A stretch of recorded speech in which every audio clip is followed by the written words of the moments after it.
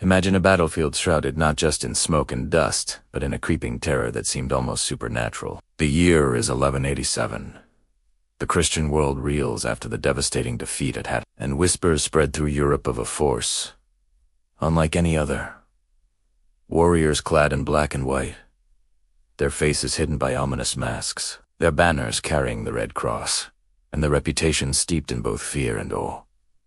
These were not the knights of romantic legenda chivalrous, figures singing ballads and rescuing maidens, but rather men forged in the crucible of holy war, hardened by plague, disease, and merciless combat. They marched not for glory, but for survival and divine conviction, making them some of the most formidable warriors of the medieval age. If you thought the famous plague doctors of the 14th century were grim, wait until you discover the real plague knights of the Crusades.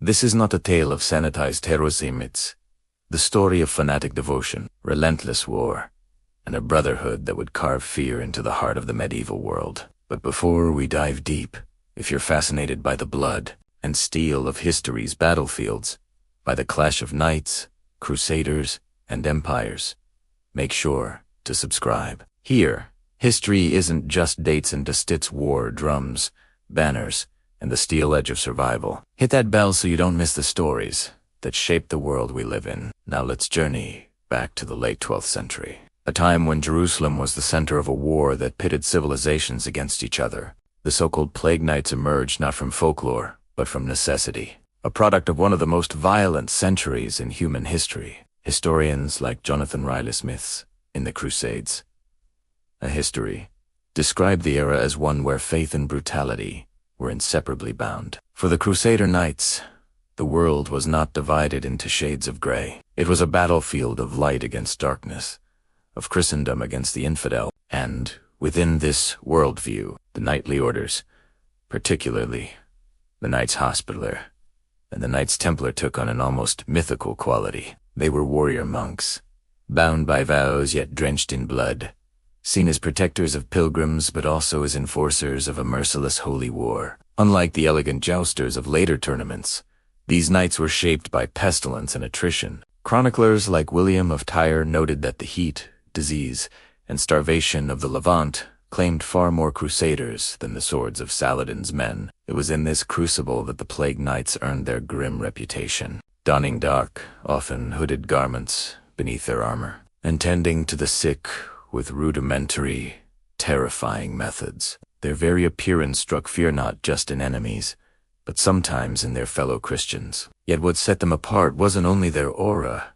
but their role in battles that would define an era. Consider the defense of Jerusalem after Hattin. Though the city fell, the accounts speak of Hospitaller knights fighting to the last, refusing surrender, their black surcoats marked with the white cross like omens. On the battlefield, historian Malcolm Barber in The New Knighthood emphasizes that these orders fused monastic discipline with military innovation. He writes, "They lived and died not for personal glory but as instruments of an institution that saw war as both penitence and salvation." But let's not romanticize them too quickly. For all their discipline, these knights were human, and that humanity often took dark turns. Their hospitals, meant to heal the sick, doubled as sites where broken warriors were prepared to return to war. Even if only half, the orders taxed, seized lands, and operated like proto-corporations of war, creating vast networks of wealth across Europe to fund their campaigns in the Holy Land. Some chroniclers accused them of fanaticism, others of corruption, and yet, when the horns of war blew, they were always at the front, charging headlong into impossible odds. Take Montgizard in 1177, for example. Saladin's army outnumbered the Crusaders nearly 10-1. Yet it was the Templars' desperate charge that turned the tide. In the words of the Chronicle of Arnold, they broke like wolves among sheep, striking terror where numbers had promised victory.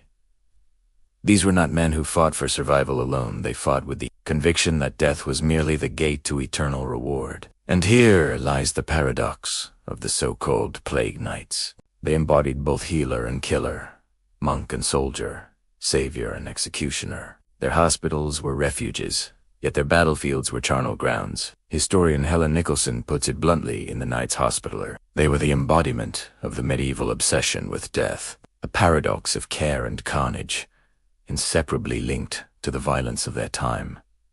As the century closed, their legend only grew darker. The fall of Jerusalem in 1187 and the campaigns that followed cemented their myth. Muslim chroniclers like Ibn al-Athir remarked with grudging respect that they fought like men who feared not death, as if they desired it.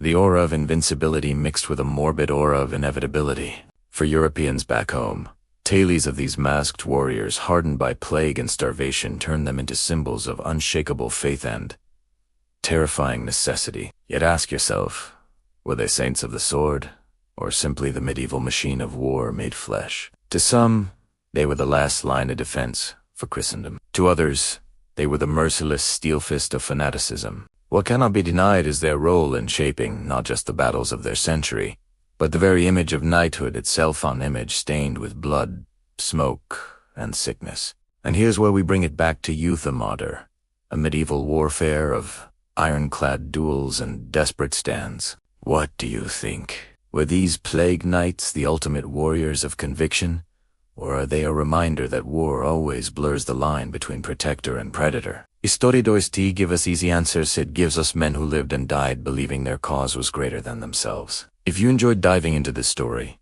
remember, every clash of steel has its echoes in our world today. Subscribe, share your thoughts in the comments, and join the conversation. Because here, we don't just tell history.